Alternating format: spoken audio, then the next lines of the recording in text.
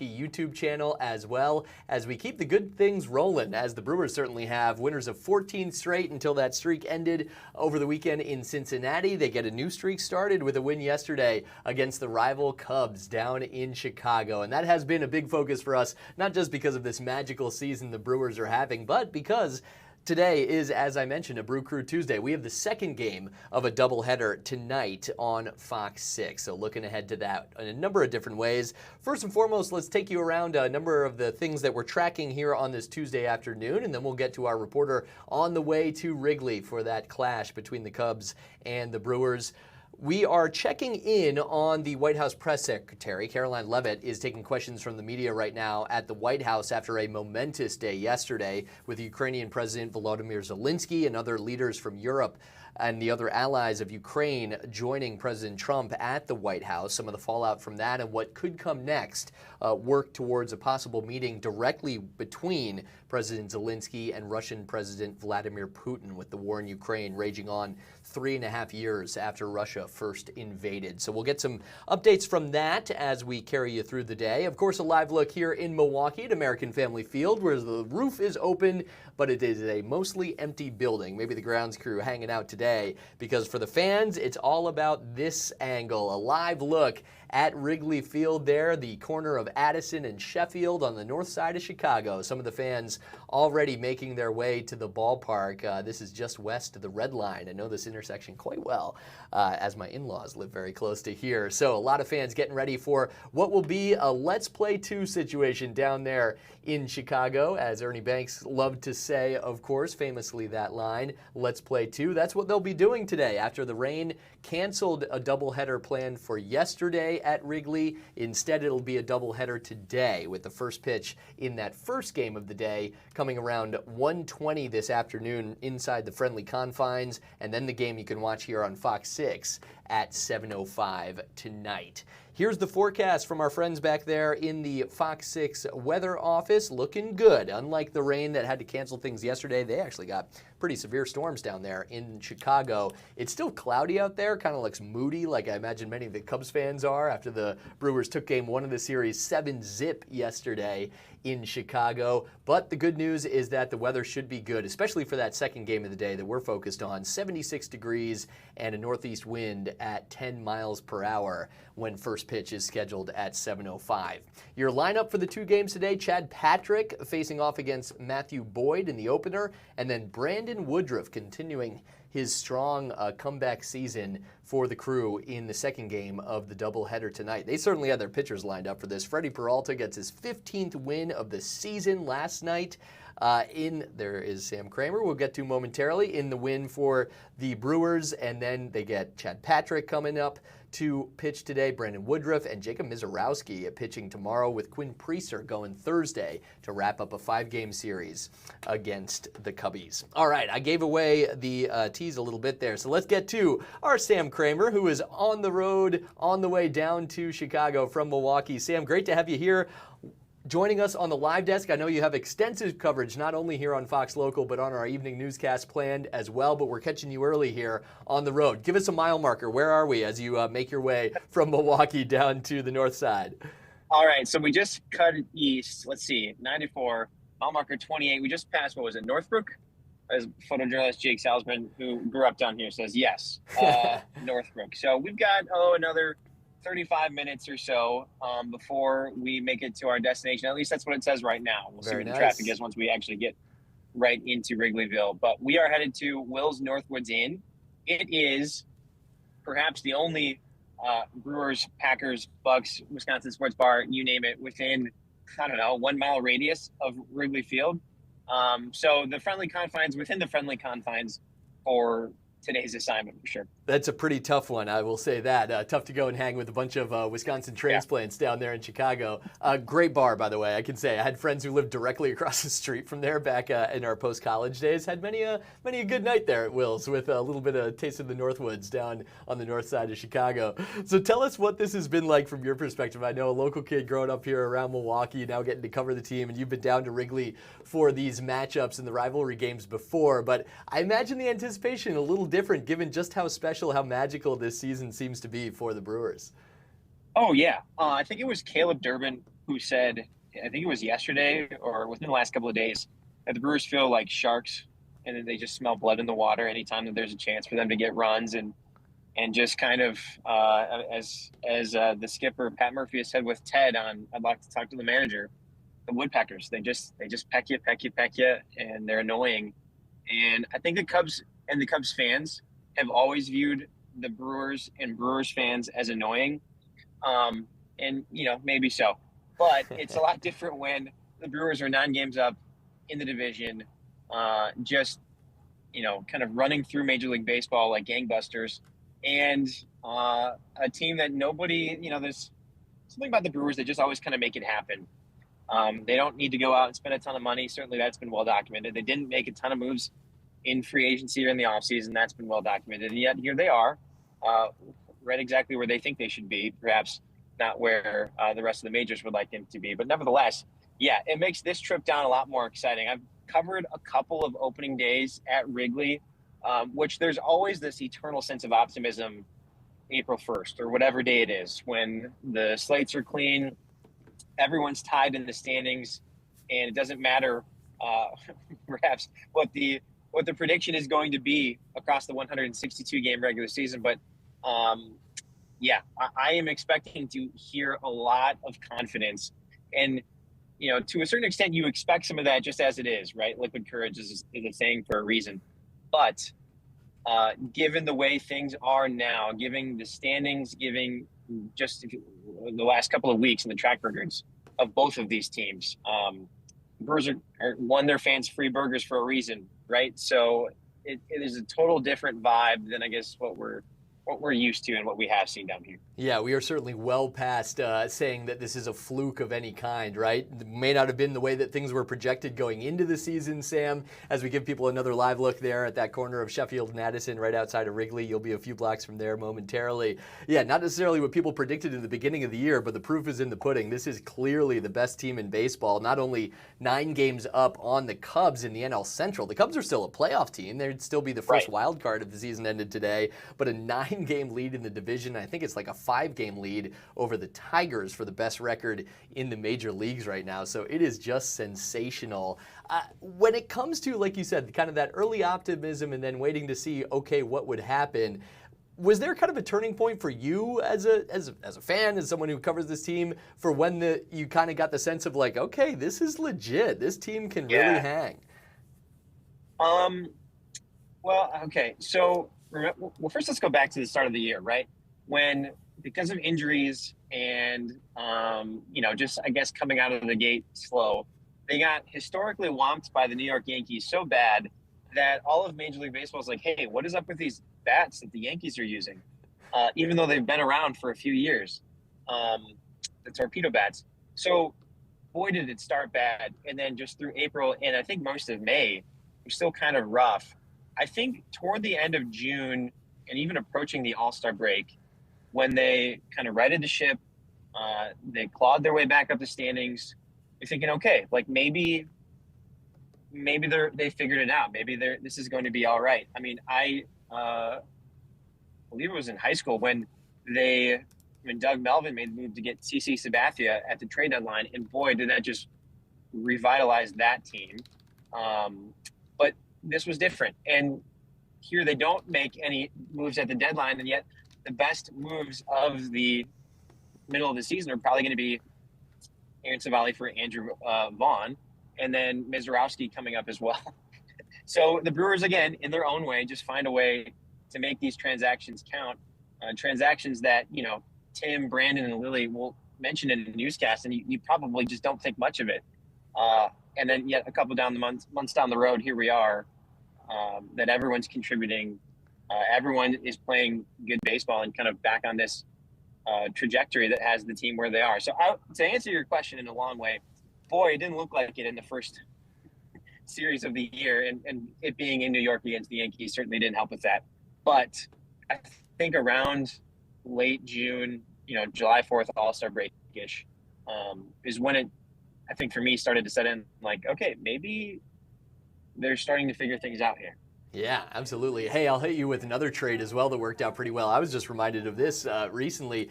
the Devin Williams trade, sending him to the Yankees. The big player that we kept talking about was Nestor Cortez. Caleb Durbin was one of the other players in that trade, a guy who hadn't been in the major leagues, weren't sure what we were getting. He's been sensational now, all those walk-off hits and home runs that he's had for the Crew as well. So yeah, it just seems like everything has come up Milwaukee over this entire stretch of the season after you got past those first couple weeks. All right, Sam, hit me with, take us into the life of a reporter at a bar on game day. So you guys are heading down there about 30 minutes or so, 35 minutes from getting to Will's, and you'll be hanging up, posting up there for the rest of the day. Both for this first game, we got a bonus game for you earlier in the afternoon to hang out and cheer on with the fans, and then of course the game that we're keeping an eye on, the second one tonight. So what is it like? How do you manage a long day inside a place with some good food, some good drink, and some rowdy fans? Okay, so first is it's all about mindset. Okay, this is not a politics story. This is not a crime story. Like, we're coming in with smiles on, and we know that we're going to a place that is going to be friendly toward Milwaukee and Wisconsinites, and it should be, I guess, what I would call a target-rich environment. So, in terms of degree of difficulty, this is not high on the list. What can be high is perhaps talking people into interviews. What I have actually run into down here at Wrigley before is Brewers fans are really excited when they see a camera. I'm like, oh, okay, great. So you probably want to be on camera. And they're like, oh, no. I told my boss I was out sick today. He doesn't know I'm here. I'm like, okay, well, so we'll see about that. But boy, it's just kind of, so you get in there and we've already kind of prearranged. So we've spoken with the managers and such. So they know we're coming and they're welcoming us with open arms. In fact, I think FOX6 has been there a couple of times before, like NFC Championship when the Packers beat the Bears several years ago, and a number of other times. I think the game 163 when the Brewers won the division a few years ago against the Cubs at Wrigley as well. So we're well versed there. But it's just going to be reading the room, seeing who our characters are, and then, just sticking a microphone and a camera on them and letting it flow. The key to it all is also, we're, like you said, free baseball, I guess, for us. That actually is going to make it a little bit easier. There should already be people in the bar, in the building, you would think. And so that will be, I think, raising the probability for us. But I like to call it the car wash. So we've got extended hour of Wild today. So I imagine we'll be in that, and then in the 4, and then in the 5, then in the 6, and then in the news after the game. Who knows if we're at the bottom of the hour as well. So it's just kind of tap dancing. We're being ready for anything.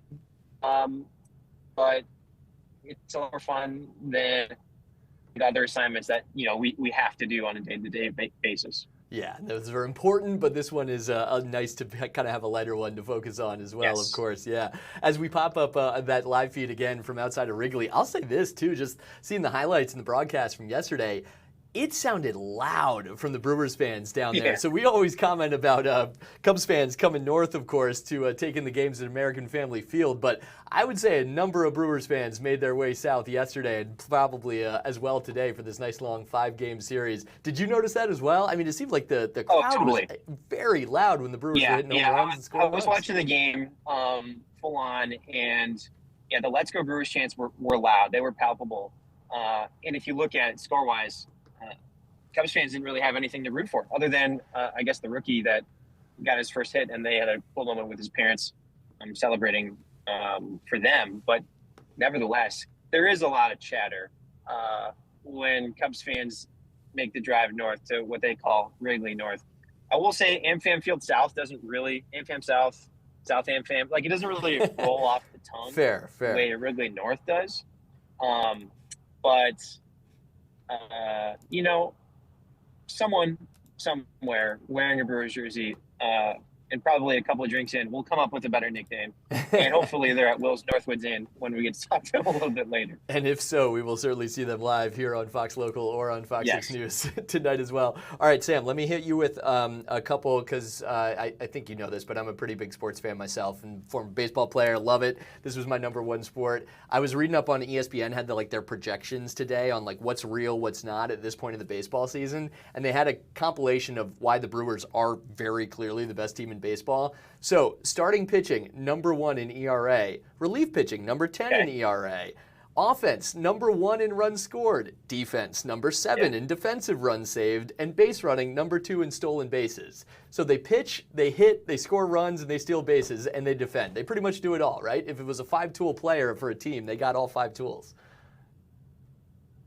That's insane. But it also, okay, so when you list it out like that, it's like, oh, well, no wonder they're the best team in baseball. They do literally everything.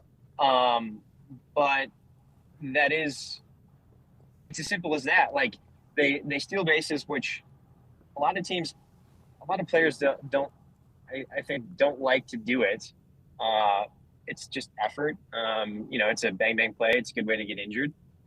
Pitching, any team would kill for good pitching, and the Brewers just have been so good. Mention another good trade, Quinn Priester, getting him from the Red Sox when they didn't think he was much of anything, and all he does is come here and basically win every single game he started. But then the hitting as well, the way that they just do this small ball, they'll bunt here and there. They'll run on, any wild pitch, or if anything, even if the catcher blocks it, it's still within a vicinity. They're going. Bryce Terang, goes. Caleb Durbin goes. Yelich goes.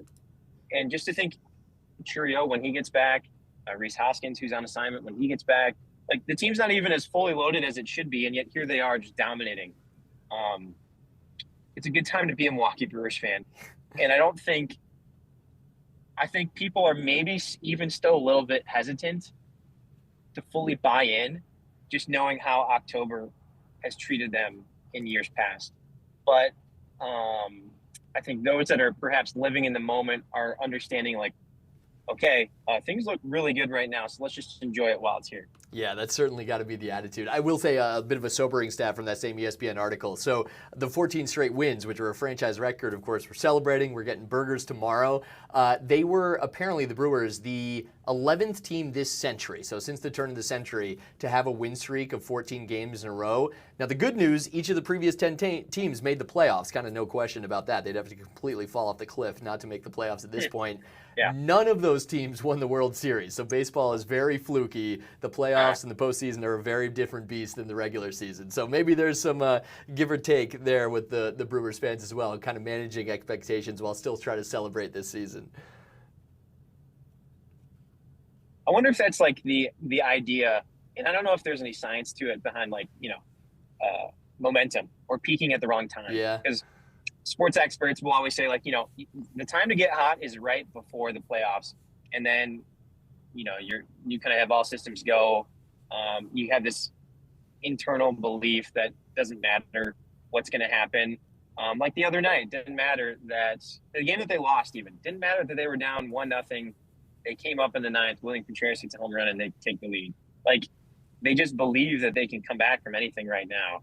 Question is, can they sustain that through the 6 weeks left in the season into the games where every pitch matters? Every game is going to be and the chess match just gets a little bit tighter. Yeah, we shall see. Certainly is going to be a fun ride for all of us here. And the last thing I'll chat with you about here, Sam, before we let you get back to the road and back to prepping for all your work today, I'm going to pop up, we have on Tagboard, this is our ability to share some social media sites. How do you not root for this team, right? Whether you're a Brewers fan or not, they're impossible not to love. This was the team account posting, "Can't fathom anything more wholesome than this," after a tweet from Sophia Minard, who does the sideline reporting for the broadcasts. Quinn Priester's grandma, Judy Foley, delivered signature oatmeal chocolate chip cookies to the Brewers today. I think she's like from the Chicagoland area or whatnot, so he's obviously in town with the crew. Oatmeal chocolate chip cookies, no nuts for the Brew Crew. Enjoy. Baked by Q's, Jima, Judy Foley. I mean, come on. It doesn't get better than that. No, you're not going to see that with the LA Dodgers or the Yankees or even the Cubs for that matter. So, you know what? They're the smallest market, probably one of the smallest payrolls. Like, they embrace that. Yeah.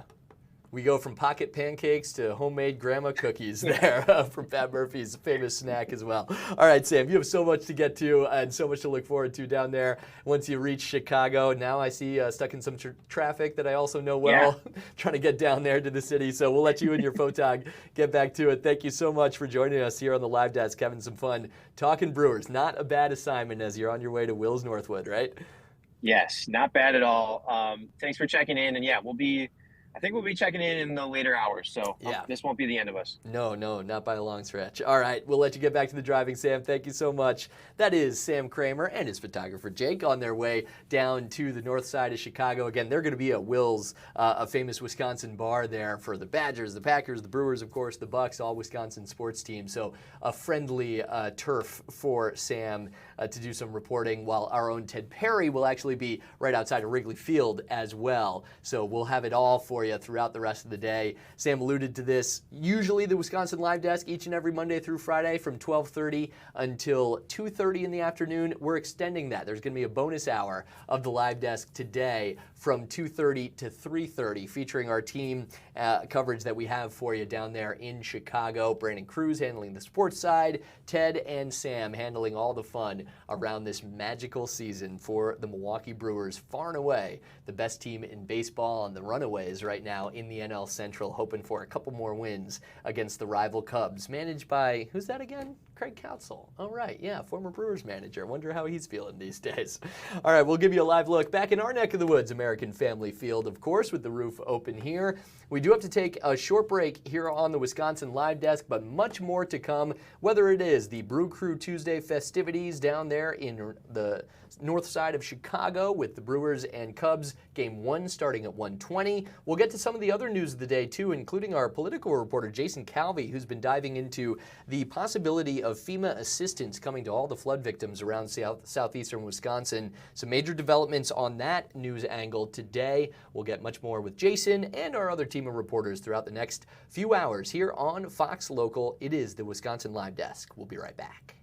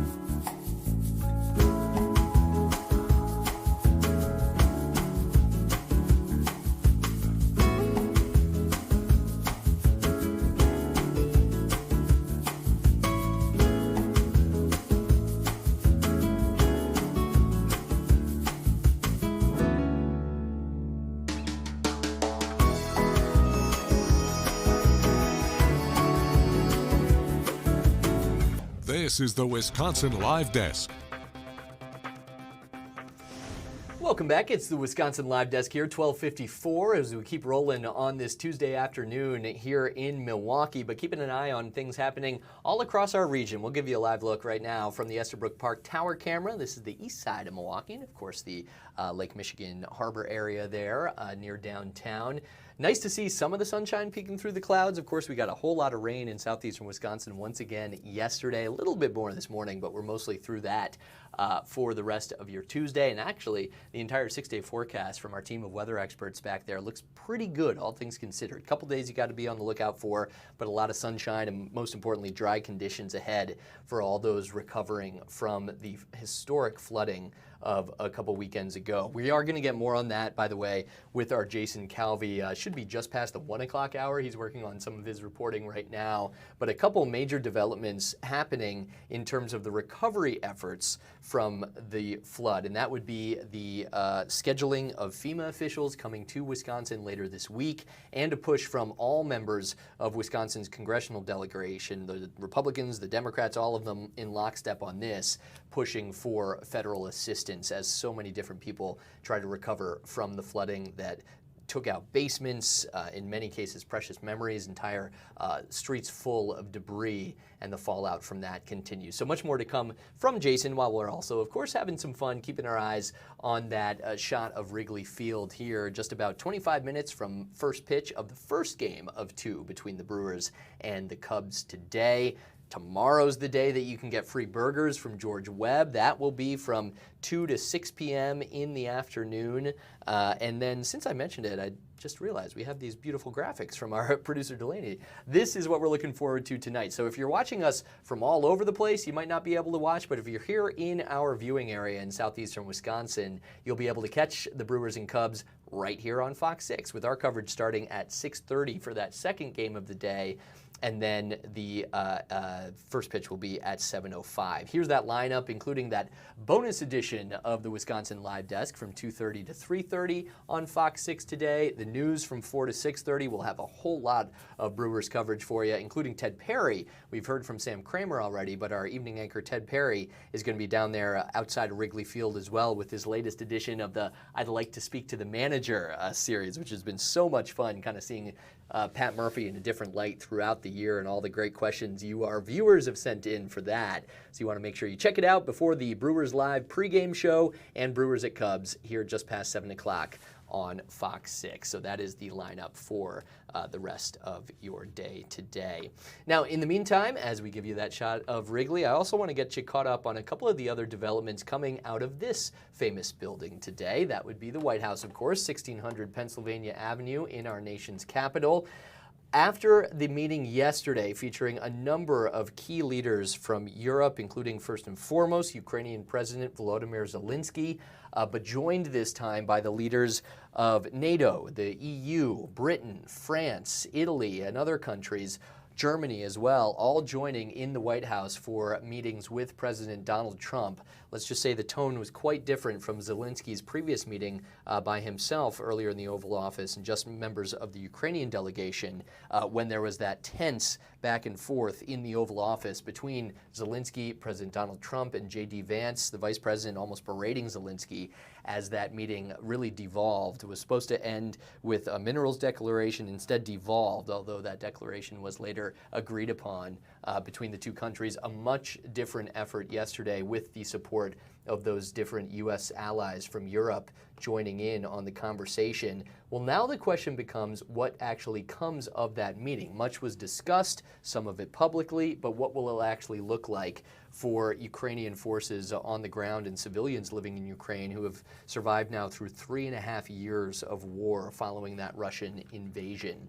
Now, some of it, President Donald Trump today on Tuesday, after the meetings yesterday, offered assurances that U.S. troops would not be sent to Ukraine to defend against Russia after he seemingly left open the possibility of that the day before. Part of that related to the possible security guarantees that could come from Europe and the U.S. to Ukraine in the event of a peace deal reached between Ukraine and Russia. Not full NATO involvement and membership like Ukraine has asked for, but instead some of the similar security guarantees potentially that all NATO allies have as part of that agreement. So that remains to be seen, though the president kind of cemented things today that U.S. troops would not be sent to Ukraine. And a couple of the other things, we caught a moment of that press briefing with Caroline Leavitt, the press secretary.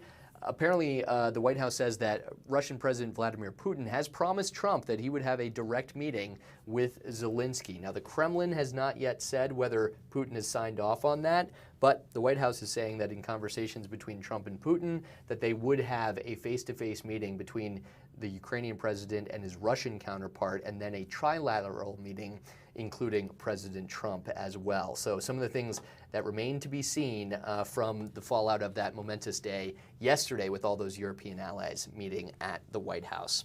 All right, we do have to take another short break here on the Wisconsin Live Desk. It is 1 o'clock as we keep rolling here. 30 more minutes of me, Kim Murphy after that for an hour, and then that extended Brewers-Cubs edition of the Wisconsin Live Desk for you as well. So a quick 2 minutes, and we'll try to get to Jason some of that update on possible FEMA funding coming to southeastern Wisconsin in the wake of historic floods. Much more to come on the Wisconsin Live Desk.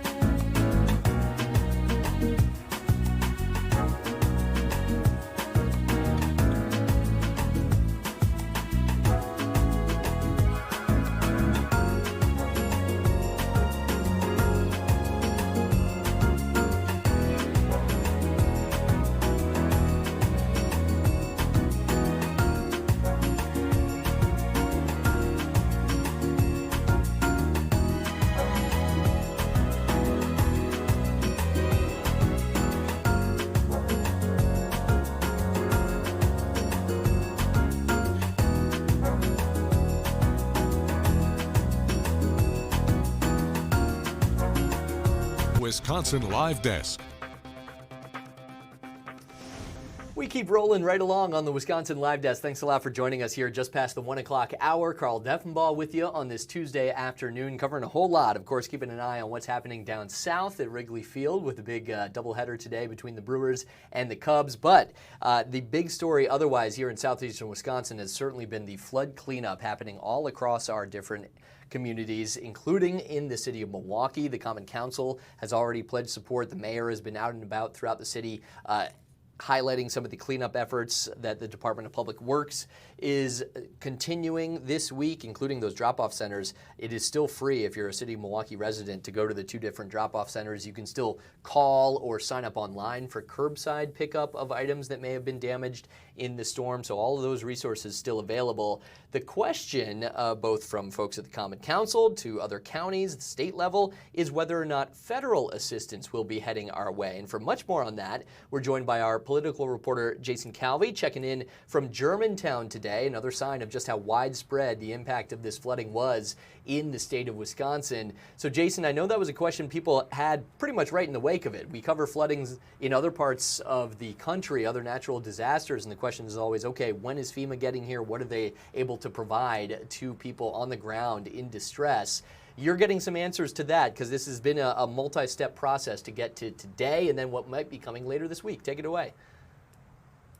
Yeah, this is something we scooped today, Carl, that FEMA is going to be on the ground in 3 counties. Washington County, where I am, Waukesha County, and then the hardest hit of our region, which is Milwaukee County. They're going to be inspecting the damage starting on Thursday. Now, we heard earlier in the day from the county executive's office in Milwaukee, and the Milwaukee County executive's office said that they thought potentially that the survey could happen as early as Thursday. Now we can confirm, indeed, yes, FEMA, Federal Emergency Management Agency, will be in those 3 counties starting on Thursday for their inspection. This is the next step in that whole process that could lead to finally a federal declaration of a disaster from President Trump. But there are several steps to get through first. We are in the town of Germantown here, the village of Germantown, and as you can see, this road, what used to be a road, is washed away by those floods. And we've seen this again and again in several communities across our area where the rainwater was just so powerful that these culverts just couldn't handle it, and roads have been washed away. Some stunning images here in Germantown. We saw it in Menominee Falls as well, where the roads were completely gone, replaced by what is now a cliff, what is now a huge crater. This road is now gone. I mean, honestly, seeing stuff like that all across the area, you think, how could it not lead to federal assistance? There's so much to do, not just the cleanup of individual homes and basements ruined, but the infrastructure, like you're seeing, roadways around the area impacted by this. And then the question of, okay, how do we protect against the next possible storm, although this was historic levels of rain. Take us through, if people are just catching up on this story, Jason, the reason that FEMA officials have not been here already. There's kind of a step-by-step process that I think a lot of us were not necessarily aware of. Yeah, so that first process is the county governments have been going out and looking at the damage, getting estimates, rough estimates on property damage as well as infrastructure damage, like what you're seeing here in Germantown. They're really putting it all together and then submitting that from the county up to the state. So the state has been kind of looking at all those numbers, putting together the estimates. And then the next step is what happened last week was Governor Tony Evers asked FEMA to come in for the next step, which hasn't happened yet. That's joint assessment of damages. It'll be FEMA, the Federal Emergency Management Agency, the state government kind of, again, putting their heads together, looking at all of the damages and coming up with an estimate, the estimate for the damage for this natural disaster. So that's the next step. That hasn't happened yet. The governor had requested that of FEMA last week. And then today, now we can actually say and confirm that yes, that will be happening. FEMA will be on the ground in these 3 counties, Washington, Waukesha, and Milwaukee counties, starting on Thursday to do that next step, which is the joint assessment of damages. When that wraps up, then the Wisconsin Emergency Management will submit a recommendation to the governor. The governor then has he's by law, by the Stafford Act, the federal law, the governor of a state is the only one who can request of the president this federal declaration of a disaster. So the next step is, again, FEMA coming out, doing a joint assessment of damages. Then after that, Governor Evers can, and only he can, ask President Trump to declare a disaster. And then once that happens, then that could unlock some federal money for people throughout all the flood victims here. Could potentially tap into some federal money. Again, it's not known how much, it's not known to what extent. You know, if you're a business, if you're a homeowner, if you're a renter, all of that is still open questions. But we do know if it passed this prologue, we can look back at 2008. We had massive flooding in our area in 2008. And at that time, FEMA helped about 24,000 Wisconsinites. And the average aid that went out to people in Wisconsin back in 2008 was about less than $4,000. Let me ask you this, Jason, because I was going to ask you about that 2008 flooding as well, because it's kind of been the reference point. Thankfully, we have not been through disaster declarations as frequently in our state, and that's good. But the question of the timeline, right? There's so many people out there who need this money now. They're in the process of trying to pay for remediation, trying to get people to inside their homes, certainly the infrastructure that needs to be rebuilt around the area. 2008, correct me if I'm wrong, it was about 9 days after that flooding for George W. Bush at the time to declare a disaster in Wisconsin and send that federal money. We're on pretty much day 9 now since that Sunday after the storms, and we're still in the process of collecting information. FEMA hasn't even arrived here for that process. Any questioning about why this has taken so long or what that help could look like for people who need it now?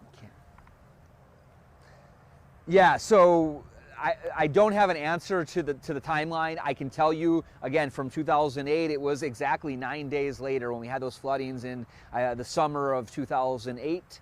It was 9 days later that President George W. Bush declared the disaster. here we are 9 days later, the same time span now 9 days later, and we're not even to the next step, which really has to happen before the governor can ask the president to declare a disaster, and that's this joint assessment. We know that's not going to even start until Thursday, so we still have several steps to go until President Donald Trump can declare this a disaster. Gotcha. And then the other thing that you've been covering today is something rare in today's political world and political climate, bipartisan support. And I understand today there was the announcement that all of the members of the congressional delegation from Wisconsin have come out in support of asking for this support. How rare is that, and can you kind of touch on how rare that is that we see all of our Wisconsin Democrats and Republicans actually agreeing on something? Yeah, well, one thing that happens in Congress again and again, when there is a disaster, you do see that bipartisanship. I mean, it happened again and again when we're dealing with disasters across the country, where Congress can come together often, not always, but can often come together and say, you know, we need to help support victims of disaster. So you're seeing that right now. You're seeing all the Democrats and all the Republicans in Wisconsin writing FEMA and urging them to really speed up this next step process, which again is that assessment. That is the next step. That has to happen first before the governor can ask the president to declare a disaster. So all the members of Congress, all of our senators, all of our members of Congress, both in the House and in the U.S. Senate, are now urging FEMA to hurry up this next step of the assessment. So that's what we saw. And we also saw the Common Council of Milwaukee write to President Trump yesterday and urge him to declare a disaster and to help unlock that federal aid for people across our area. But again, it's not the Common Council that really has that role. The only one, according to federal law, the Stafford Act, that can request the president declare a disaster, it's not the Common Council of Milwaukee, it's the governor. All right, breaking it all down for us. There's a lot of different things that have to be, T's crossed, I's dotted to get to that prep, but today another big step, and Jason Calvi breaking that for us here on the Wisconsin Live Desk. Much more to come throughout the rest of the day. Anything you want to tease ahead to your coverage that you'll have later today on Fox Local and our different newscasts, Jason? Yeah, I mean, I think just looking at that timeline, looking at what potentially could come, looking at what has happened in the past when FEMA has come in to help flood victims or disaster victims, and it has happened a number of times in Wisconsin. Even in the last decade and a half, there's been a number of disaster declarations in various parts of the state of Wisconsin. But again, I think many people do remember. I remember in 2008 covering historic flooding in Northwest Indiana. It was the same flood that we had, in Wisconsin at that time. It was massive flooding, and it really devastated a lot of homeowners then. And I remember FEMA coming in and providing some help. Now, again, the average aid here in Wisconsin in 2008 was about $4,000. It's not going to cover all of your damages potentially, and we again don't know what kind of figure you're going to get this time around. But again, we did know that FEMA was able to help last time. People are still looking for that help today. When we talk to flood victims across the region, they say, well, hopefully FEMA can help me in some way, shape, or form. I don't know if you saw my story we ran last night. If not, go back and check that out on our website or Fox News app as well, FOX6, the local mobile app. Great interest there from a business owner in Butler. He runs a printing press, and he prints major books. He publishes how to learn to play the piano for a major publisher in the United States. He publishes other things, posters and musical notations that go inside the CDs that you might buy, albums. And he was very much flooded out. He estimates his damages were something like $300,000 to $400,000 because all of that paper sucked up the water that got into his warehouse, and he's going to have to send it all to recyclers. He says it might be 10 semi-trucks full of damaged paper, damaged books, damaged products that they've already printed. And he doesn't have flood insurance. He already contacted his insurance agent, so he's not getting help from his insurance agent. He is potentially looking, as many people are, looking to see if FEMA might be able to give. He's been preparing for a rainy day, and man, did we have a rainy day 2 weeks ago. Yeah, a little more than that. Historic levels of rain in some parts of our viewing area. Jason, it was a great story. Thank you very much for highlighting that, because also just a great reminder of all the different businesses that we have around here and what we do here in Wisconsin that affects the rest of the country, and certainly businesses of all kinds. I think about the Milwaukee Rep potentially losing millions of dollars worth of sets and equipment. Everyone affected by this historic rainfall that we saw, but maybe some federal assistance on the way if the next steps happen as planned out. Jason Calvi, thank you so much. We'll let you get back to your reporting here for Fox Local and Fox 6. Thanks, Carl. And that is a good reminder from Jason as well. Any of the stories that we preview here or catch our reporters in the middle of on the Wisconsin Live Desk, you can always come back and find that. Of course, we stream our newscasts each and every day, whether it's the morning show with Wake Up or Fox 6 News 4, 5, and 6 and the evening news as well, which Jason will be on tonight. You can check out those stories there live if you enjoy that, or go find them as individual chunked out stories for you on our website, fox6now.com or Fox Local, some of those posted there as well. All right, it is 1:14. We do have to take another break here on the Wisconsin Live Desk. We'll be back with much more after this. We'll be back in 2 minutes. Thanks for watching.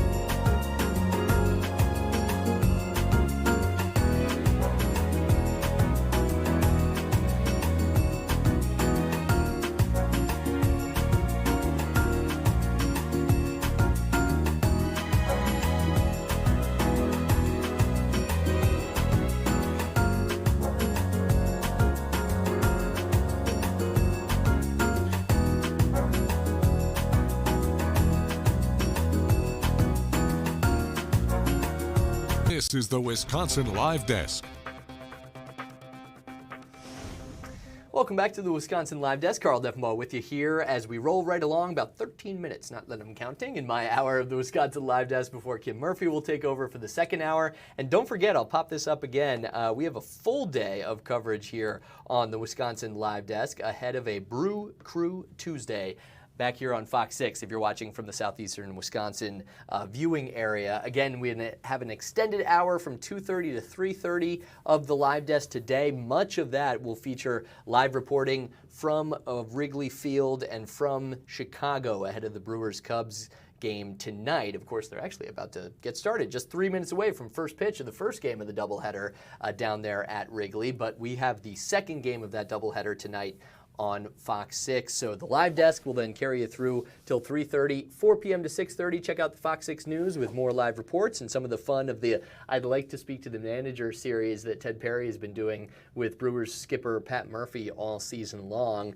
That will be during the evening news. And then 6:30, Brewers Live pregame on our channel before first pitch of the Brewers-Cubs at 7:05. And after the game, a special edition of Fox 6 News with more live coverage from Chicago, highlights of both games, of course, today. Now we'll see what they can do in game one, and then what's coming in the nightcap as well, with Chad Patrick getting the ball for the Brewers in the first game. Brandon Woodruff, a great comeback story this year on the mound in the game that we will have for you at 7:05 tonight. So a lot to look forward to as we will pop up that live camera from Wrigley once again. Hey, here's a little pro tip from someone who spends a lot of time in this neighborhood. I may or may not have married a Cub fan. Please forgive me here, viewers in Wisconsin. She's lovely. Her family is too.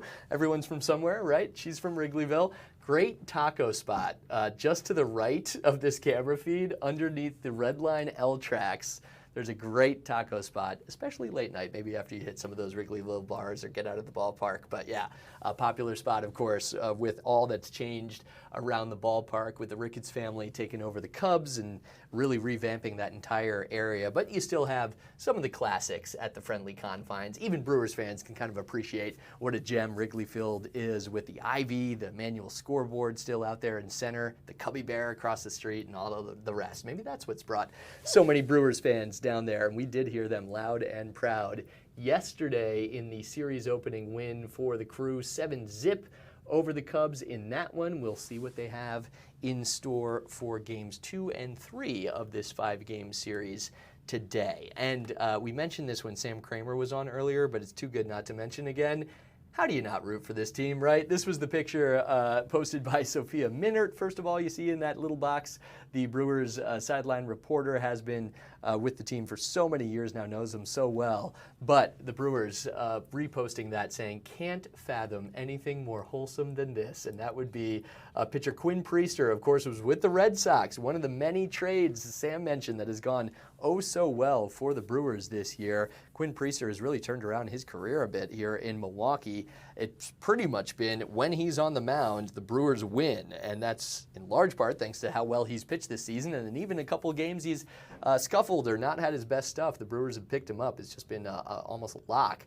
So his grandma, Judy Foley, delivered apparently what are her signature oatmeal chocolate chip cookies to the Brewers yesterday. Maybe we'll have to make more because Quinn Priester is going to wrap up this series on Thursday. He gets the start for the Crew in the 5th and final game of this series against the Cubs. I love the handwritten note too. You can kind of see it in the circle there. But if you blow it up, or if you find Sophia's original post, oatmeal chocolate chip cookies, parentheses, no nuts. She's looking out for anyone with allergies out there. Very important, Grandma, for the Brew Crew. Enjoy. And then it says at the bottom, baked by Q's Jima Judy Foley. Love that. All right, so everyone's from somewhere, right? And he clearly has a pretty great grandma. Honestly, I want to try those cookies. That's like my favorite. Oatmeal raisin, one of my favorites. So oatmeal chocolate chip, the signature recipe of Quinn Priester's grandma. Gotta be good, right? All right, back to the live look at Wrigley Field there as we continue to roll here on the Wisconsin Live Desk. You know what? I think we have to sneak in one more commercial break before we hand things over to Kim Murphy at 1:30. So let me do that right now, and then we'll see what we find on the other side. It is the Wisconsin Live Desk. We are rolling right along on a Tuesday afternoon ahead of a big one tonight on Fox 6 with the Brewers and Cubs. We'll be back in just 120 seconds.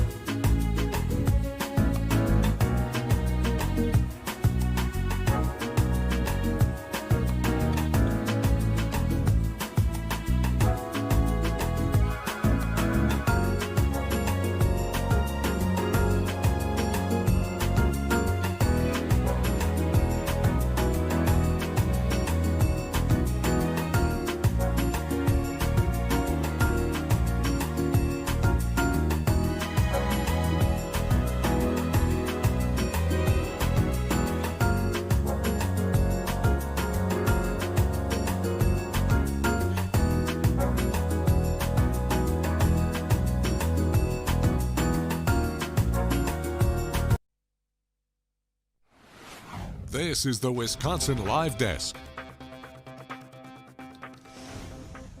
Hey, what's going on? Carl Defenbaugh back with you. Sorry I'm distracted because we're going to have a little bit of fun here on the last 5 minutes or so that I'm with you here on the Wisconsin Live Desk before we turn things over to Kim Murphy as we keep things rolling on this extended Tuesday edition of Wild, as we like to call it. We had a whole lot of fun on Fox 6 Wake Up this morning because it was a Brew Crew Tuesday. We kind of blew it out big. We had all kinds of guests from the Milwaukee Brewers, who usually set up shop, of course, at American Family Field. Their office is there. Not many of them working today because they're probably either down in Chicago or watching on TV as the Brewers and Cubs have started that game one of the doubleheader right now, just in the first inning, so just getting going there. But while they are mostly down in Chicago, or at least paying attention to that, we had all kinds of guests here in studio. The other people that we had, not associated with the Brewers, but certainly benefiting from all of the success that the crew has had this season so far, well, that would have been the folks over at Black Gold Sports Cards in Pewaukee. So this is a big seller of sports cards, memorabilia, things the like, things I grew up collecting and whatnot. And our photographer, Gabby, who was over there with them this morning, came back with some little packs of cards here. So we learned this morning along with my co-anchor Donovan. They actually do live streams of unpacking of cards. Basically, think of it like a collectible. You don't know what's in there, and this has become such big business, of course, with so many people connected all around the country, all around the world looking for those specific cards. They will do unpacking live on Twitch or whatever the streaming service is that they use and get some big numbers as well. And then people can actually watch that feed live and say, hey, I'll give you this for it. Hey, I'll give you that for it. It's kind of turned into big business compared to what I did as a kid, just like collecting cards and trying to learn the baseball players I was a fan of. So since she brought some back, I thought I'd have some fun. We got 2 packs here. We'll see what we have. These are the Topps Heritage High Number baseball cards from 2024. 9 cards in each pack. So we'll see what we get here as I'm actually struggling to open the pack. That's a good start. No, here we go. All right. Will this be my financial windfall and I will retire from this? Probably not, but here we go. Oh, nice cardboard cards too. So we have a whole series of cards for you. You can try to hold this way up to the camera. And right on top, we get that Oakland Athletic, Daryl Hernandez. We have a Houston Astro, Alex Bregman. San Diego Padres, Aroldis Chapman, former Chicago Cub, actually won a World Series with them, now pitching for the Pirates apparently, at least as of last year. Another Padre. Hey, there we go with the Milwaukee Brewer. Oliver Dunn, third baseman. Can't remember if Oliver Dunn is actually still on the Brewers or not. Let me check that out. I believe he is. Oliver Dunn. Yes, indeed. All right, so we get that. We got a Brewer. Padres, Dylan Cease, a Twin, and a Diamondback, Josh Bell. All right, so that's pack number 1. Here we go. Shout out to Oliver Dunn. It's the Wisconsin Live Desk. We can do what we want. All right, pack number 2. Let's see what we find here. And again, if you want to check it out, Black Gold Sports out in Pewaukee. They had all kinds of pretty rare collectibles. If you're super into it, they've got some absolute gems from the Brewers. There was like a Christian Yelich rookie card, Jackson Churio, some of the others. Maybe you want to invest in one of these young players that maybe turns into something even greater down the road. All right, pack number 2. Ooh, already something coming. This is fun. I haven't gotten a call from my boss yet saying stop doing this, so I'm going to keep going. We got a Baltimore Oriole, Grayson Rodriguez. Shout out to Camden Yards, where I spent a lot of time growing up. One of the Rays. We got a member of the Twins again. New York Yankee, though not one of the ones traded by the Brewers, Devin Williams or the like. Let's see, Henderson and Holiday are Baltimore's future, according to this card. So you get 2 of the young studs for the Baltimore Orioles hanging out there. This camera is like, what are you doing? Stop making me autofocus on all this. Member of the San Francisco Giants, TJ Hopkins, Adam Duvall from the Atlanta Braves, a Blue Jay, and hey, last but not least, a member of the Chicago Cubs, at least as of last year, Shota Imanaga. There you go. Shout out to Shota. So this is your rivalry today. Let me see if I can find our Brewer player again. You get, maybe not the players themselves, but the 2 teams facing off. Brewers, Cubs. All right, so these are the cardboard cards. I don't think they're necessarily worth anything. Or maybe I just opened something worth like $1 million and Kim Murphy's going to walk in here and take it from me. I don't know. But if you want to check it out, Black Gold Sports Cards over in Pewaukee on Silver Nail Road. This is kind of near the Waukesha Airport out there. has all kinds of things, and of course many memorabilia shops around the area that specialize in this. So if you think you maybe have something, go check it out and see what they might have for you over there. All right, 129, we give you another live look at Wrigley Field as the Brewers and Cubs are at it once again today. We will get you a quick score update before we turn things over to Kim Murphy for the second hour of the Wisconsin Live Desk. A lot more to come on this, and of course leading up to the game here on Fox 6. So the game just started. What do we have right now? All of 0-0 in the bottom of the first with one out, and Chad Patrick on the mound for the Crew down there in Chicago. So thank you so much for watching this first hour of the Live Desk. We'll get you back to that live feed from Wrigley, and Kim Murphy will be up next after we do, that's the White House, not Wrigley. There we go. That's Wrigley Field. We'll be in next after we do our handoff here inside the Wisconsin Live Desk. Thanks a lot for watching. Kim will be with you after this.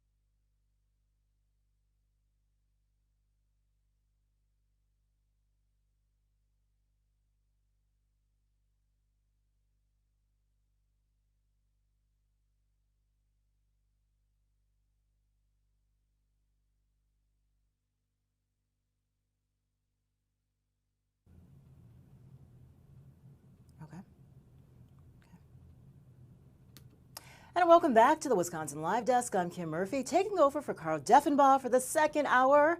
And we are Brew Crew. We're going all in. Last night's game was postponed because of the rain. I gotta say, looking at Wrigley Field right now, doesn't look like it's the best weather, but the game is underway. So that is good news. It's going to be a doubleheader today, the 1:20 game, and then we have this evening's game, and you'll see that right here on Fox 6. So let's take a look at some of the other things that we are keeping an eye on here.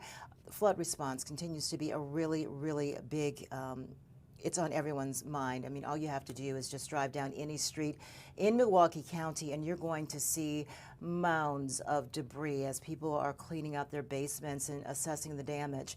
We got a briefing from Milwaukee County Executive David Crowley this morning, and this is the tweet. He says the flood response update is MKE, the Office of Emergency Management, is working directly with the Wisconsin Emergency Management in preparation for FEMA's arrival, which we now know is going to be Thursday. The visit is the next step in FEMA's Public Assistance Program process.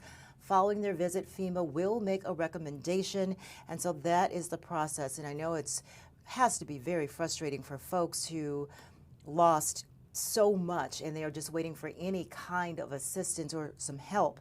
One thing that I can tell you, it is important to document. So take pictures of all the things that you're hauling out to your curbs.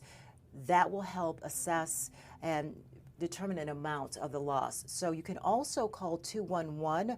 That's also encouraged in Milwaukee County. What that does, it helps direct the local resources to let people, the emergency management teams, know what neighborhoods to target next, to know how to prioritize how they go about assessing the damage. It ensures that you are eligible for federal disaster help once that becomes available. And again, it provides the data for the local response. So, can't say that enough. If you are dealing with it and your mind is probably right now so focused on just getting all the wet things out of your basement, and you know, I'm sure there's just you're overwhelmed with emotions on, you know, what is happening here. And so this may be one detail that you forget, but it's important to document the damage inside of your home, document the stuff that's coming out. It will help when it comes time for you to file for federal assistance. So Brew Crew Tuesday here. We are so excited about the Brewers. Every year we say, this is our year. I really think this is our year. Let's take a look. Of course, they are in Chicago, but American Family Field, yeah, just good juju. We're sending all that home crowd, you know, if you can't make the trip down south to Chicago, just know that American Family Field is there, the spirit, the cheers, just imagine that as they take on the Chicago Cubs. Yesterday, not too shabby. They did very well against the Cubs. And so we hope that this is a sweep of this series, but we won't jinx it or anything like that. But we do know that we're excited about this. So let's go Brewers. We have team coverage. We have got our Sam Kramer, who is in Chicago. Our Ted Perry will be field anchoring. We've got a special Wisconsin Live Desk edition happening at 2:30. Our Mary Stoker Smith is going to anchor that coverage. We're going to take a quick break. We'll be back right after this.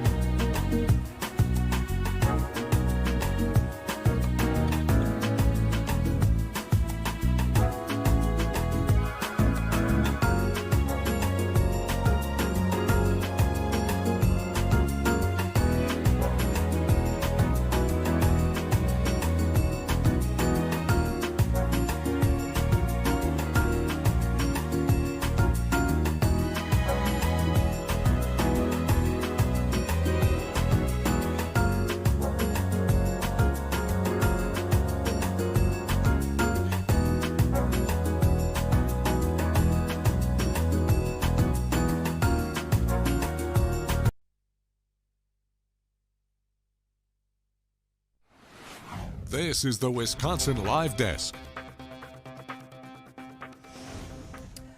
And this is the forecast right now for the Brewers. That 7:05 game, we are talking about the Cubs versus the Brewers. 76 degrees and partly sunny, or mostly sunny, I'll say. Partly cloudy, which is better than yesterday. We were all psyched for that doubleheader. And then, of course, it got rained out. We're hoping for dry skies for the rest of this afternoon and this evening. The Cubs and Brewers right now are playing. The 1:20 game was the reschedule from yesterday's postponement. So we're hoping for good things from the Brewers. So let's talk about also what is happening, our programming tonight, because we've got a lot of things coming for you, starting with a special edition of the Wisconsin Live Desk from 2:30 to 3:30 p.m. Our own Mary Stoker-Smith is going to anchor that. We'll have live reports from inside, or near Wrigley Field, I should say. Our Sam Kramer and Ted Perry, they're in enemy camp representing the Brewers. So we'll see how that goes in Cubs territory. Then from 4 to 6:30, count on FOX6 News. We will have your news of the day as well as updates on the Brewers' first game. And then the pregame coverage starts at 6:30 p.m., followed by the Brewers at Cubs, 7 o'clock. And then after the game ends, we'll have a very special edition of FOX6 News. And then your favorite shows, the 1% Club and the Snake. So that is what's coming up later this evening on this Brew Crew Tuesday. We are continuing to follow everything that is going on with Milwaukee flooding, and the Milwaukee County area is still cleaning up. It seems day by day. If you drive down any street, you're going to see mounds of just soaked debris from people's homes, their basements. And the question is, when is there going to be some help from the federal government? Well, there is a process that has to happen, and that begins with FEMA coming, the investigators coming to evaluate the extent of the damage, to try to put a dollar amount on just how much damage was done by those historic floods. But we did get some information from Milwaukee County's executive. As of Monday, 3,434 properties have been assessed. This is just in Milwaukee County. More than half of those properties were categorized as destroyed. The early damage estimates, $34 million, and that is before FEMA even arrives.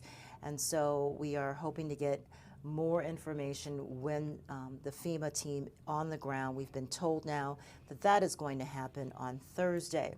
In the meantime, if you have flood damage, it is important that you call 211.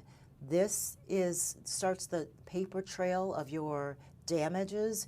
It ensures eligibility for the federal disaster help that hopefully is going to follow, and it provides data for local response teams so they know which areas to prioritize, which areas to evaluate. Perhaps they've not gotten reports so far on that, and so your 211 entry, your report, helps focus the response. So it's very important that you do that. Please spread that information for folks, including your family, if you're dealing with any kind of flood damage, to know that these are some of the initial steps to take. 3,000 properties, more than 3,000 properties, and the early damage estimates, we are now talking about upwards of $34 million, and that is before even the first assessments are on the ground. So that's one of the stories that we're following. We're also keeping an eye on COVID-19. It is the season, or we're soon to be in the season. We're talking about the fall, when we tend to start congregating more inside as the weather changes. And so this is about the time when we get the recommendations for who should get the flu shot, what the flu season is expected to look like, and who should get the COVID-19 vaccine. Well, there's the wrinkle in that. The Department of Health and Human Services has one set of guidelines basically scaling back the recommendations of who should get COVID-19 vaccines. And that is flying in the face of the professional group of the Academy of Pediatricians, who say they are recommending COVID-19 vaccinations for kids 2 months to 6 months old, 6 months to 2 years old. And that's very different from DHHS. So it may be confusing as we move into this. You may hear one set of guidelines as you're listening to the news and the Secretary of Health, and then get another set of recommendations from your pediatrician. And so that is a concern going into this COVID-19, this fall season, that the messaging may prevent people from getting their vaccinations because they really don't know what's up. But the professional group of pediatricians says that their recommendation, ages 6 months to 2 years old, should get a COVID-19 vaccine. The reason why is because this group has the biggest risk for complications from COVID-19. And so that is something that definitely it's recommended that you talk with your pediatrician to help you arrive at which path you're going to go into. But that's developing this afternoon. We're going to take a quick break on the Wisconsin Live Desk. We'll be back after this.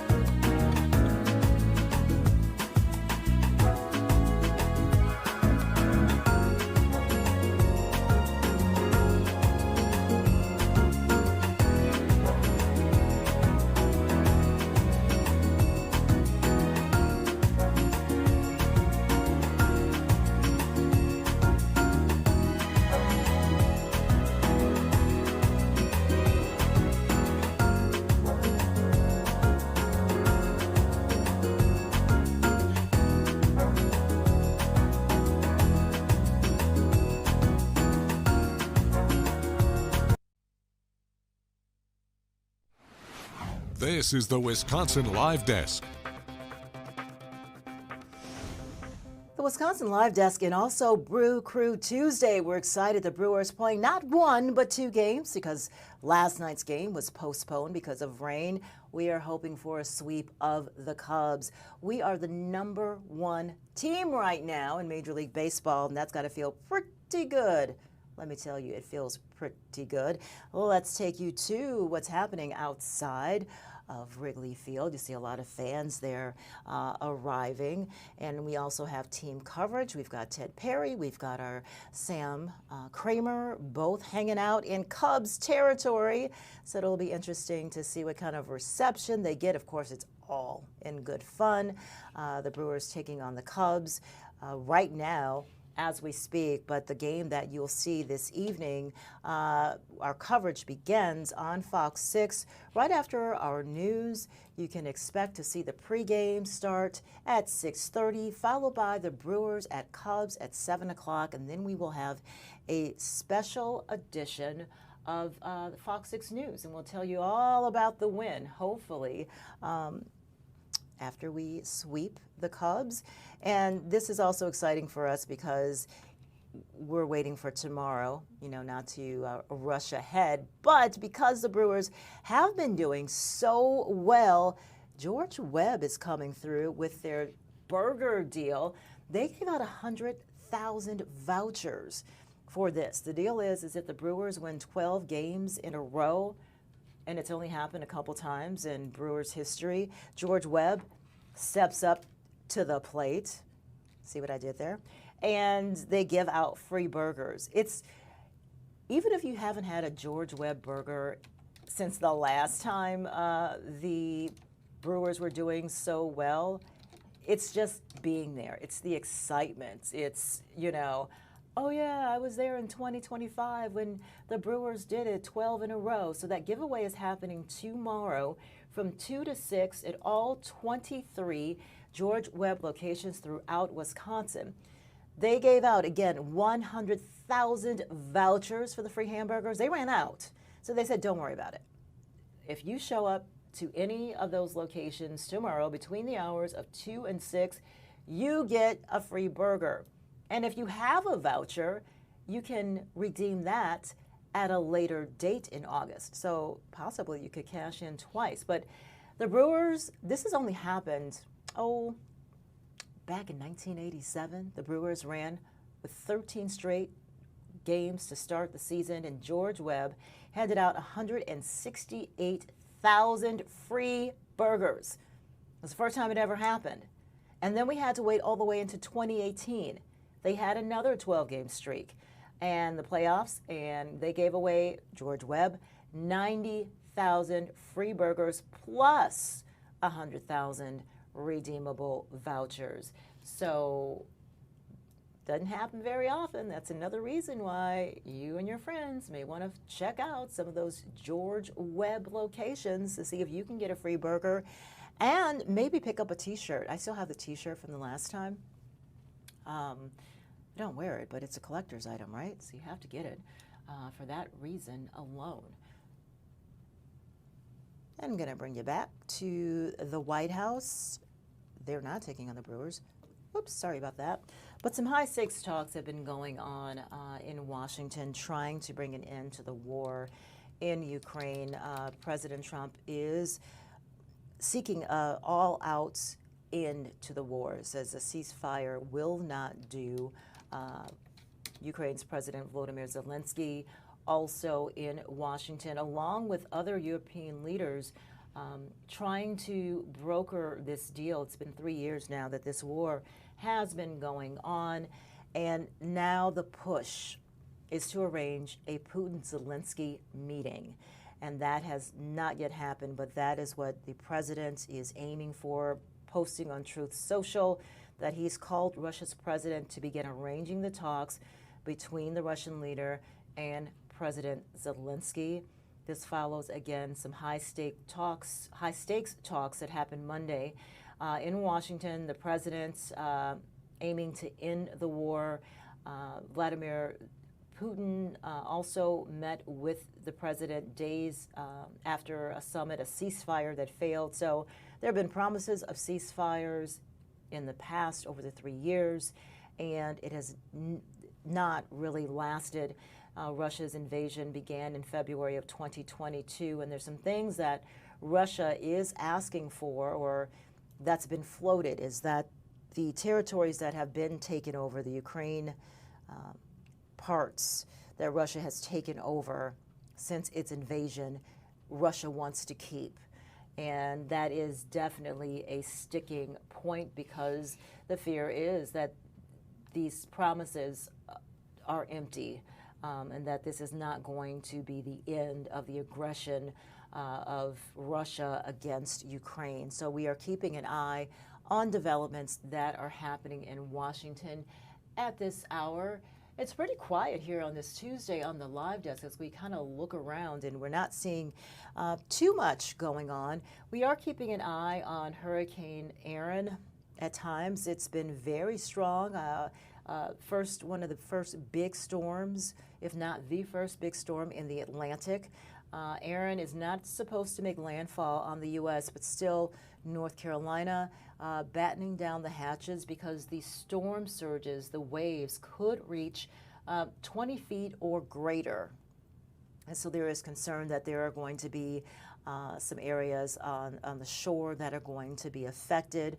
There is just one strip of highway from Hatteras, some of the islands, to North Carolina, and so there is the expectation that part of that highway is going to be compromised. There's going to be some washouts. So evacuations have already been ordered for Hatteras and one other island, and the Outer Banks right now is just kind of bracing for Hurricane Aaron, which is the really first big hurricane in the Atlantic that is of some threat to the United States. This is the Wisconsin Live Desk on this Brew Crew Tuesday. We're going to take a break.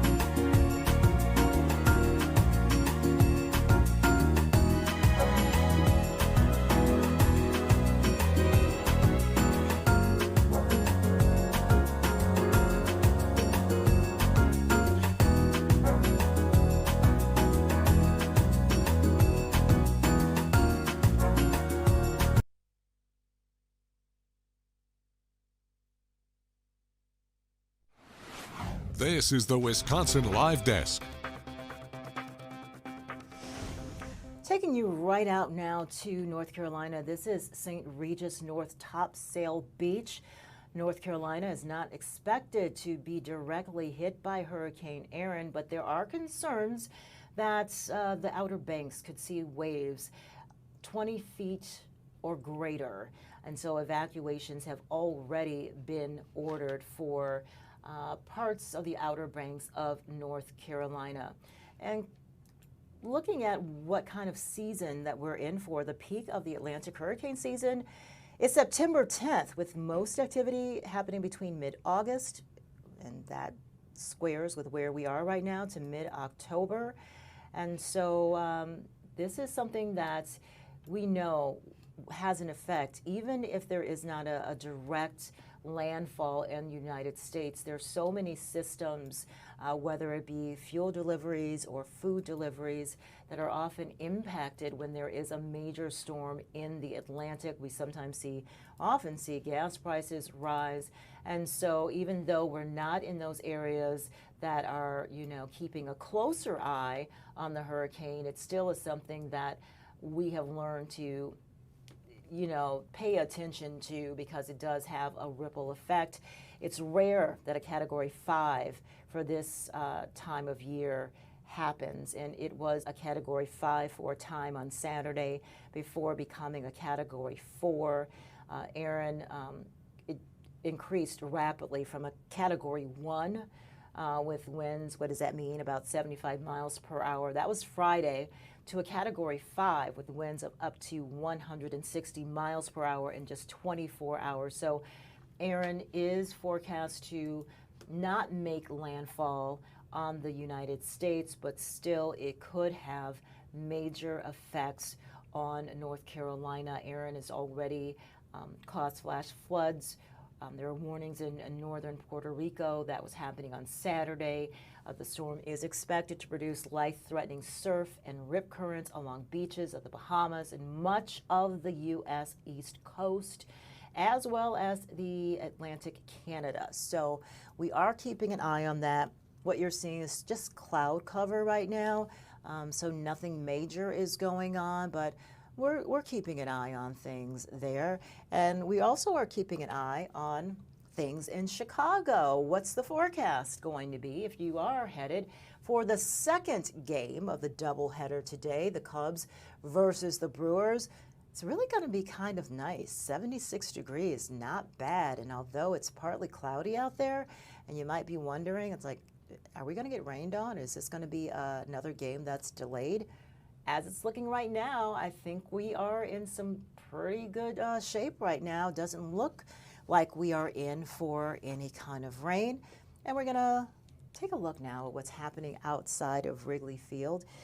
We are so blessed when you look at Wrigley Field. I mean, yeah, it's cool. It's it's an old stadium and it's got, lots of lore, but there's no room. They don't have the area to tailgate like we have at AmFam Field. So that's one of the things that makes our baseball stadium so awesome, is because we do have the room to tailgate, and that's just kind of what makes our stadium the best stadium, I'm going to go ahead and say it, in the world. So Brewers right now riding pretty high. They have the best record in all of baseball, and we hope to keep it that way. I'm going to take you to another picture that just popped up there. Oops. Assuming that this is another camera kind of keeping an eye on what is happening as Aaron is churning in the Atlanta. We're going to leave you with this shot as we take a break and get more information on what exactly you're seeing. But Hurricane Aaron right now threatening parts of the United States East Coast, not expected to make landfall, but still the storm surge could be significant. And so therefore, there are some evacuations right now in place in North Carolina. You're watching the Wisconsin Live Desk.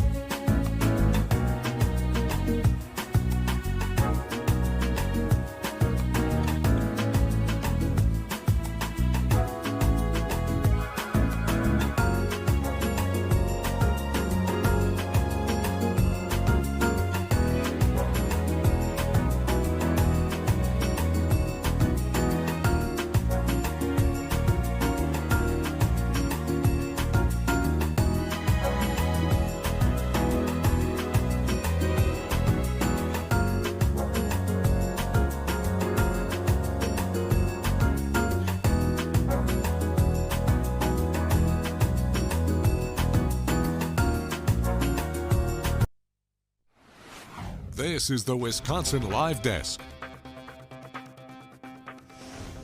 Everyone is a Brewers fan, especially when we are doing so well. I know there are some fair weather fans. We welcome you to the fold. What took you so long?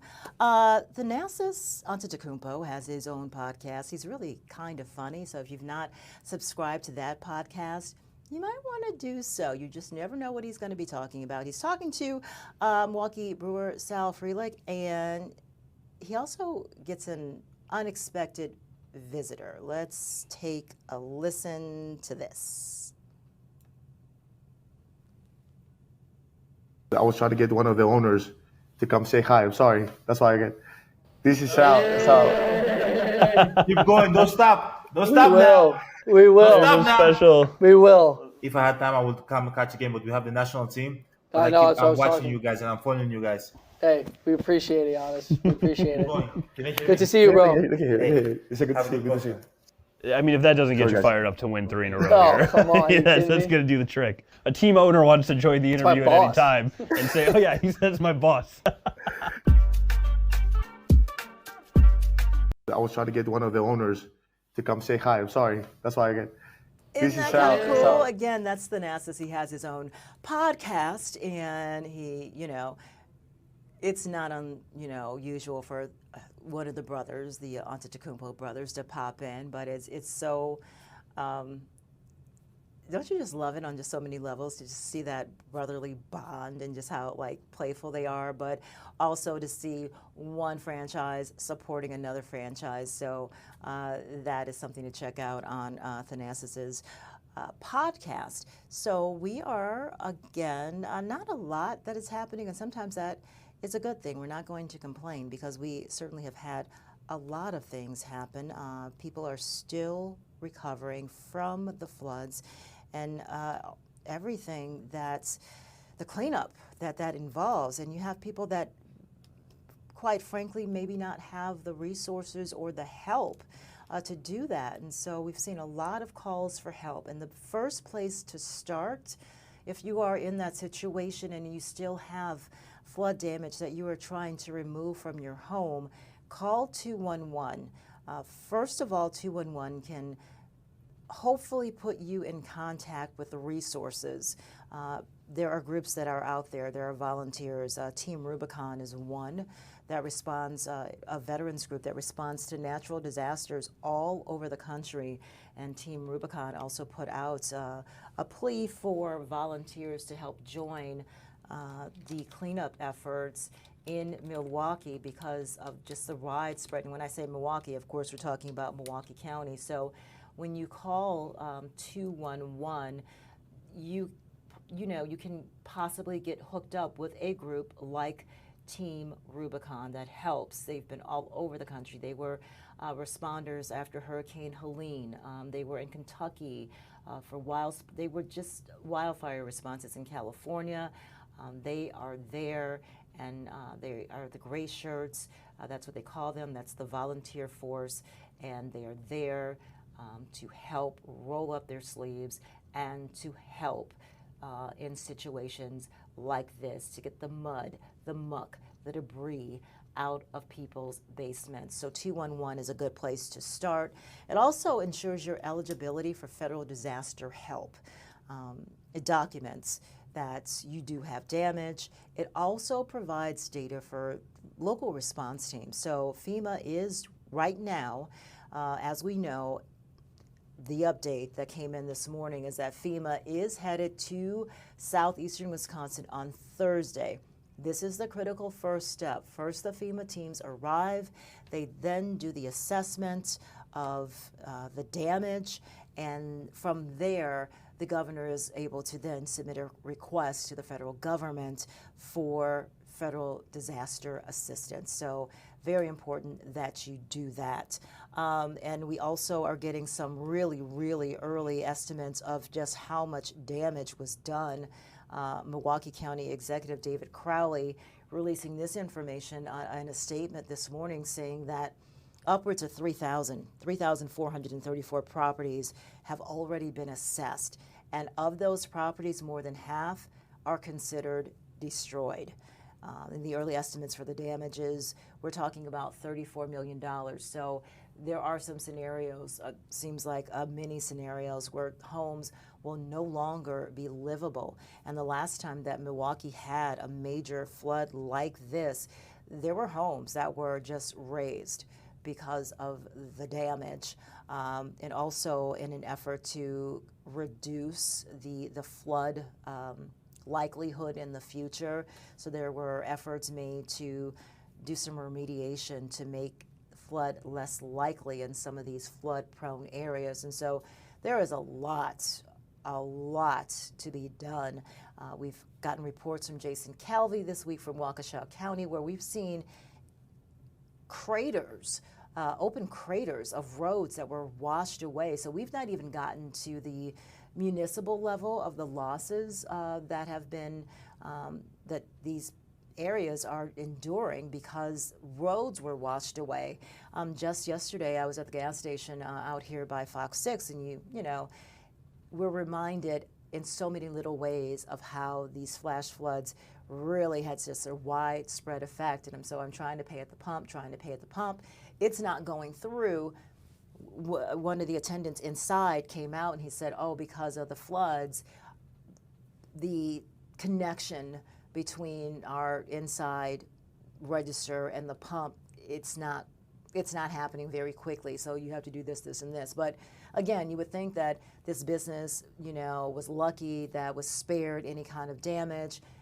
It too, a gas station dealing with damage, their system wiped out. And then he pointed over to the gas station or to the car wash.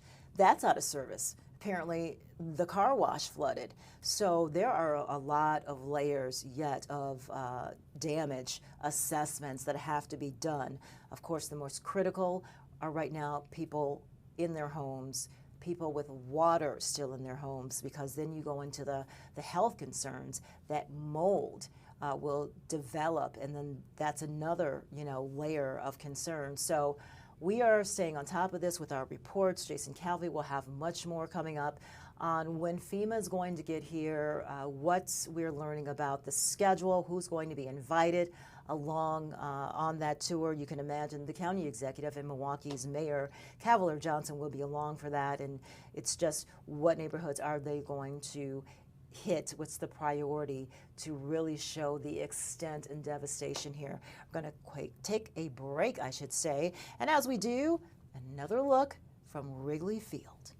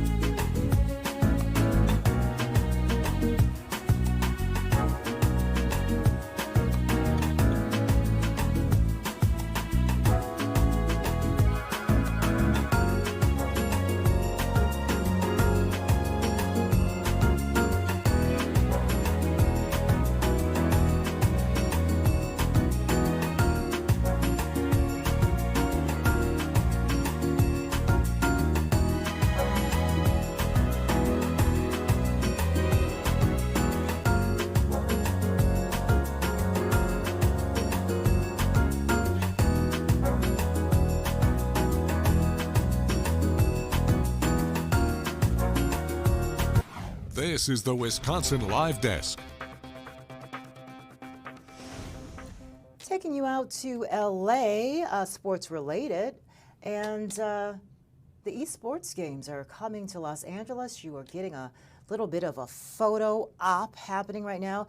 Let's see if we can bring up some of the sound to see exactly what is going on. Esports is really taken off, not just in the United States, but all over the world. Can you believe that you can actually earn a living being an esports player? I know, who knew? Let's listen in just for a little bit.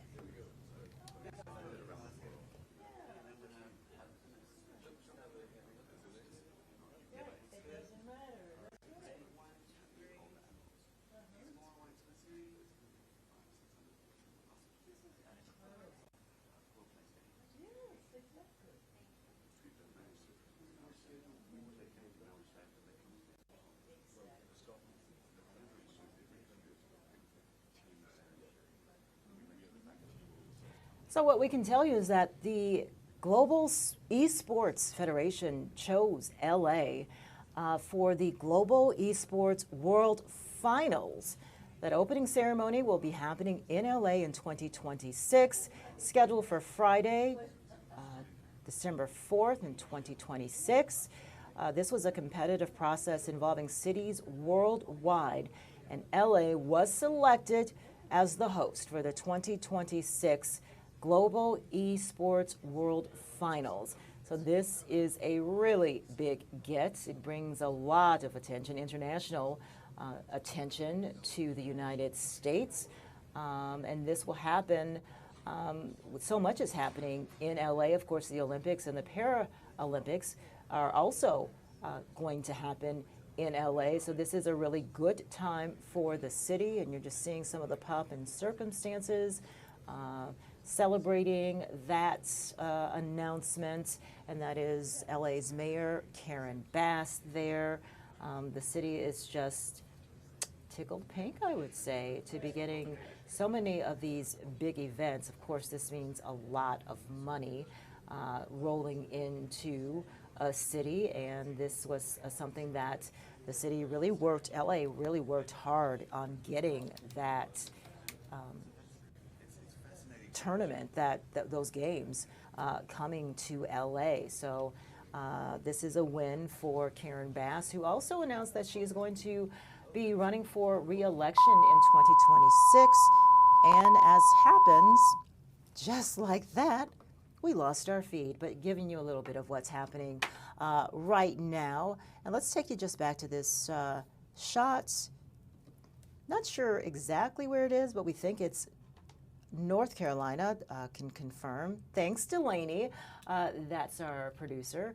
And you can see some of those waves are starting to creep up again. Hurricane Erin is not expected to make landfall, but there are evacuation orders already for parts of North Carolina, Hatteras Island, because the waves are expected to get quite high and even dangerous. And so they are preparing for that storm. And this is the first major storm of the hurricane season, which, you know, you hope that this isn't a sign of things to come. And so the way it's tracking right now, it's looking like around 8 a.m. tomorrow morning, Eastern time, some of the waves, some of the effects are likely. The tropical storm force winds along the East Coast are expected to start to be noticeable in North Carolina right now.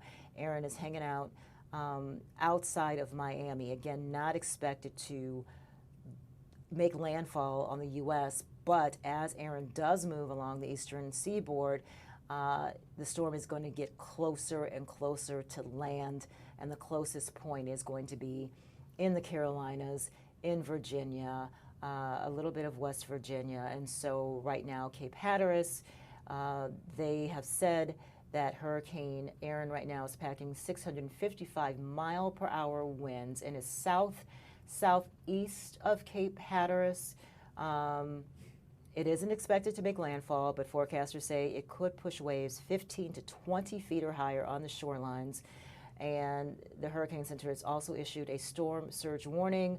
The Outer Banks from Cape Lookout to Duck, the Hurricane Center director, said Tuesday that the warning means that there is a danger of life-threatening flooding as well, 2 to 4 feet. So this is something to be taken very seriously. If you know, anyone who's out there for, you know, end of summer vacation, you know, it's too bad that it's happening when maybe those are your plans, but it's good to keep track and have these weather alerts on what exactly is happening right now in North Carolina. And let's take a look at what's happening around here. Not bad as we look at some of the temperatures, I believe.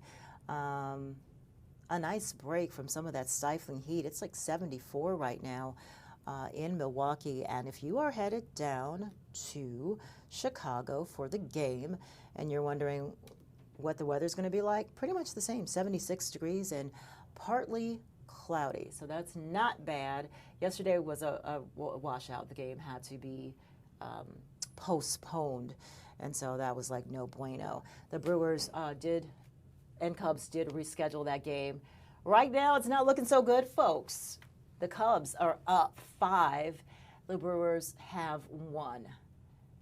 So I guess a night of sleep helped the Cubs quite a bit. So right now, the Cubs are with a score of 5. The Brewers are 1. And this is Yelich is no. Oh, Christian Yelich hit a home run. Thank you very much. And so that's our 1 point. So we hopefully get the mojo going, guys. We need it, okay? We already got the burgers. We already got the bragging rights that, you know, we're the best team right now. We just want to, you know, take this and rub it in the Cubs' faces because we know they're not very nice to us when they come to our home. So just giving a little payback. But right now, not so good. The Brewers are down, and we'll continue to monitor that. But if you are watching, you'll see that game right here this evening. Also keeping an eye, Governor Phil Murphy saying Hurricane Aaron is expected to cause dangerous rip currents along the shore. And so, again, the governors along the East Coast are preparing their residents to not take this lightly. You may hear that they hear that it's not going to make direct landfall on the United States, but that does not mean that there is not going to be danger to life. We know that in most cases, it's the aftermath where we see the injuries and the fatalities because of the floodwaters and the winds and things like that, roads being washed out. So we are keeping an eye on what's happening with Aaron. You're watching the Wisconsin Live Desk. We're going to take a quick break before we wrap up.